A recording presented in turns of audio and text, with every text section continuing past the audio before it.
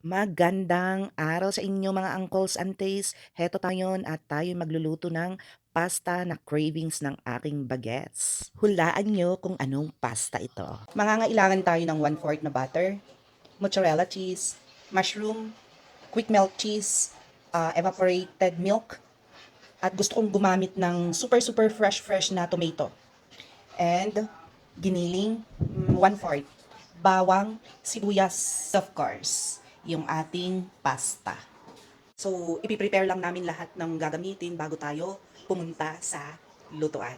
Already, mga aunties, uncles, ayan, tapos na yung ating mga ingredients, nakaprepare na lahat. Let's go na sa ating red sauce. Konting mantika lang para sa bawang. At kapag ang bawang ay naaamoy mo na yung aroma, ilagay na natin yung ating beef. Ihalo-halo natin hanggang sa maluto ito o kaya maging grayish. Lagay na natin yung ating sibuyas.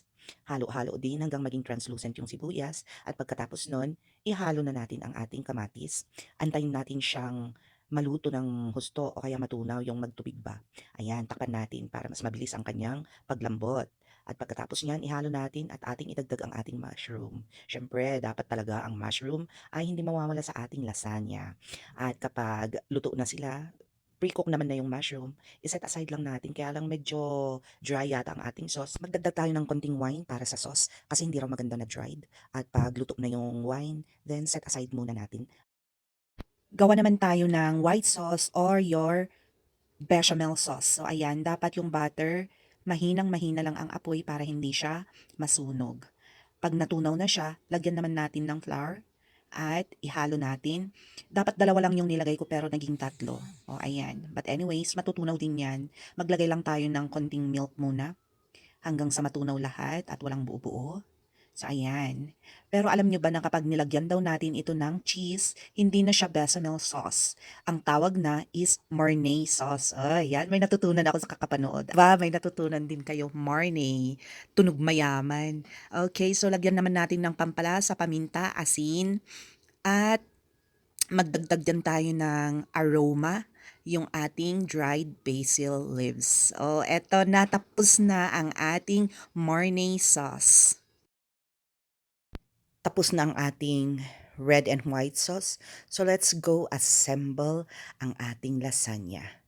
At bago tayo mag-assemble, dapat lagyan muna natin ng red sauce sa ilalim para hindi siya matuyo. Para kapag kinain natin, juicy pa rin siya. So ayan, gumawa nga pala ako ng 3 layers nito.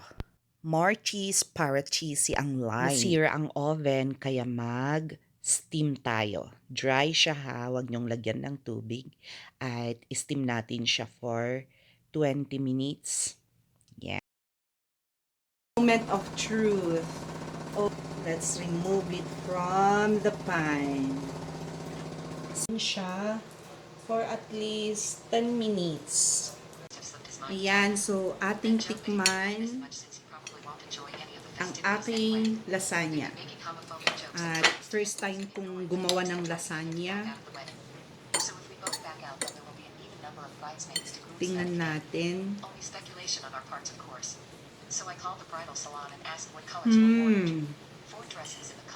Ma-cheesy. Okay lang.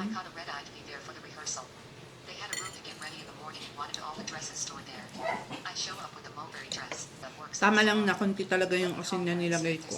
Thank you so much mga aunties, uncles sa panonood. See you on my next video.